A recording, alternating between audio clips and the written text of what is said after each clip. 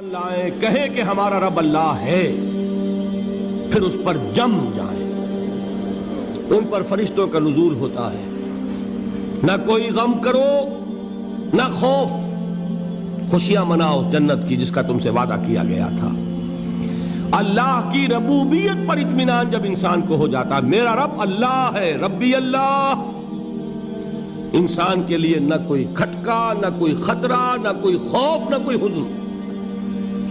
جو کچھ ہو رہا ہے کس کے اذن سے ہو رہا ہے؟ اللہ کے اذن سے۔ اللہ کے اذن کے بغیر پتہ تک نہیں ہلتا۔ یہ کوئی اندھا بہرا مادہ نہیں ہے جس سے مجھے کوئی خوف ہو۔ اندھا بھینسا چلا آ رہا ہو اس سے تو ڈرنے کا ہر انسان کو ڈرنا چاہیے، نہ معلوم کس کو ٹکر مار دے۔ لیکن نہیں، اس کائنات کو چلانے والا ایک سمیع و بصیر خدا ہے، وہ جو میرا دوست ہے، میرا ولی ہے۔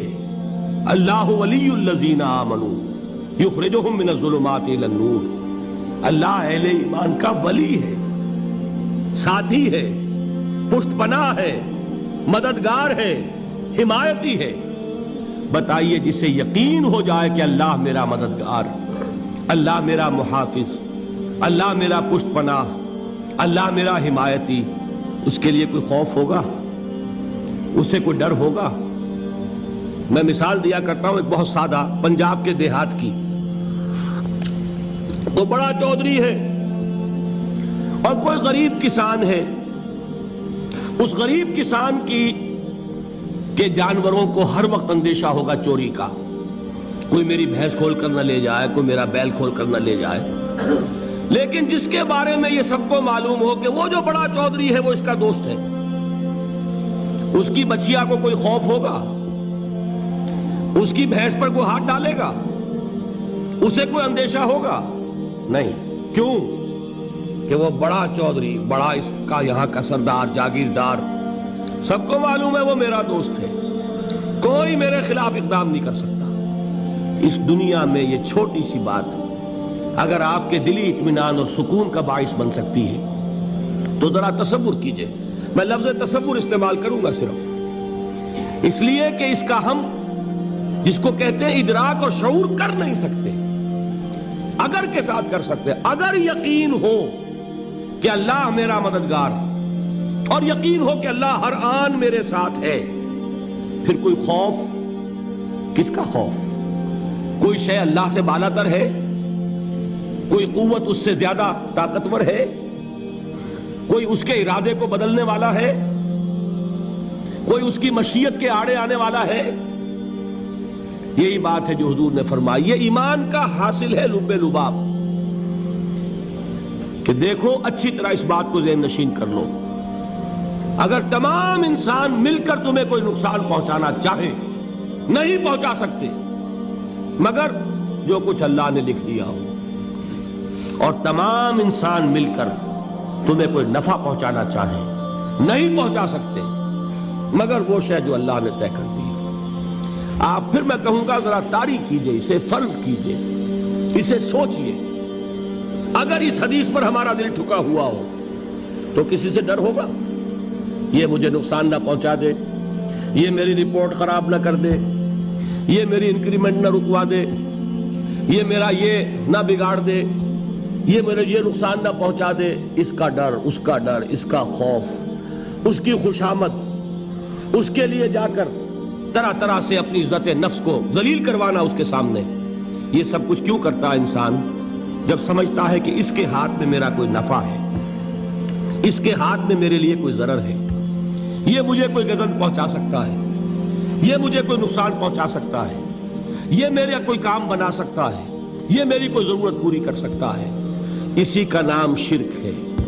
جہاں آپ نے یہ سمجھا کہ غیر اللہ کے اندر کوئی طاقت موجود ہے، وہی شرک ہے۔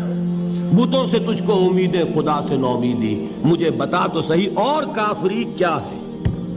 شرک تو یہ ہے جس پر بھی تمہیں یہ خیال ہے، کلمہ ہے یہ کلمہ سوم، لا حول ولا قوت الا باللہ، ذرا اس پر دل کو کبھی اگر آپ تصور کریں، پھر فرض کریں، دل ٹھک جائے اس پر، کوئی طاقت نہیں۔ یہی بات تھی جو شیخ عبد القادر جیلانی رحمۃ اللہ علیہ نے اپنی وصیت میں اپنے بچے سے کہی. 11ویں دینے والے ہیں، لیکن حضرت شیخ عبد القادر جیلانی کی وصیت اور تعلیمات کو کتنے لوگ ہیں جو جانتے ہو؟ یہ جن مقامات تک پہنچے ہیں وہ کس چیز کی بدولت پہنچے ہیں؟ انہوں نے جو پیغام دیا وہ کیا تھا؟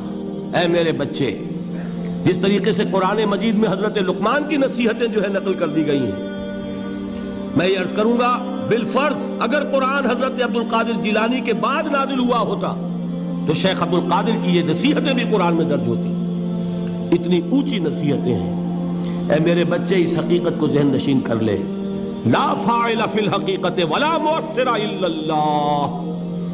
اس کائنات میں نہ کوئی فاعل حقیقی ہے نہ مؤثر حقیقی ہے سوائے اللہ. کسی شے میں کوئی تاثیر نہیں اگر اللہ نہ چاہے.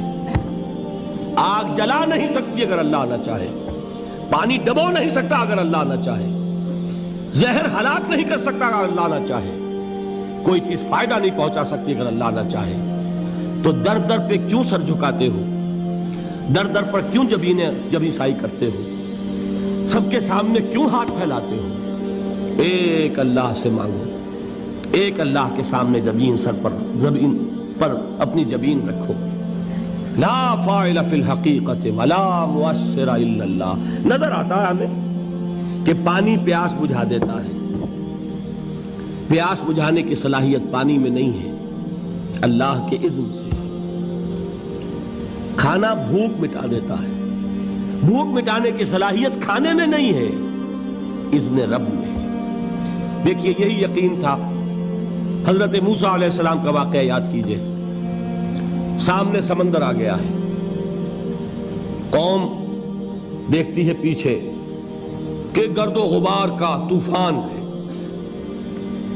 معلوم ہوا کہ فرعون اپنے لشکر سمیت آ گیا ہے.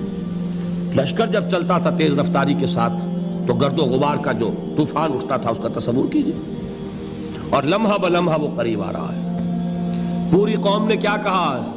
اے موسیٰ انا لمدرکون، اے موسیٰ ہم کو پکڑے گئے. قرآن مجید نے تو یہاں وہ باتیں نہیں لکھی ہے، لیکن تورات میں یہ درج ہے کہ بنی اسرائیل جھگڑنے لگے، دست و گریبان ہو گئے موسیٰ کے ساتھ. موسیٰ ہمیں یہاں مروایا لا کر، اس سے تو ہم ہی بہتر تھے. وہاں کھانے کو ملتا تھا، زندگی تو تھی، بیگار ہم کر رہے تھے، موت تو نہیں تھی. اب جو کچھ ہوگا اس کا تصور کرو، جس طریقے سے ہمارے ٹکڑے اڑائے جائیں گے. تو لڑ رہے ہیں حضرت موسیٰ علیہ السلام سے. یہ تورات کی تفصیل ہے. قرآن میں صرف اتنا آیا ہے، پریشان ہو کر انہوں نے کہا انا لمدرکون، موسیٰ ہم تو پکڑے گئے. اس وقت موسیٰ کا جواب کیا ہے؟ کلا ان معی ربی سیہدین. نہیں، میرے ساتھ میرا رب ہے، وہ راستہ دے گا. بتائیے کہاں راستہ نظر آ رہا ہے؟ یہ ہے ایمان بالغیب. راستہ نظر نہ آئے تب اللہ پر یقین ایمان ہے. جیب میں پیسے ہوں اور تب دل کو اطمینان ہے تو ایمان کس پر ہوا؟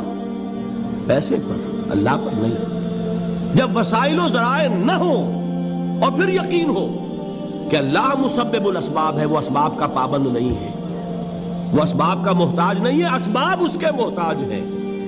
اگر یہ یقین ہے تو اللہ پر ایمان ہے.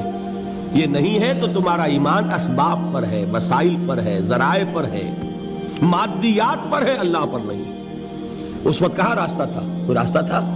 سمندر ہے اور ادھر سے لشکر آ گیا ہے. کلا ان معی ربی سیہدین. اب دیکھیے ایمان کہہ دینا آسان ہے، ہوا معکم اینما کنتم، جہاں کہیں بھی تم ہوتے ہو اللہ تمہارے ساتھ ہوتا ہے. لیکن اس کا یقین قائم ہو جائے تو زمین و آسمان کا فرق واقع ہو جائے.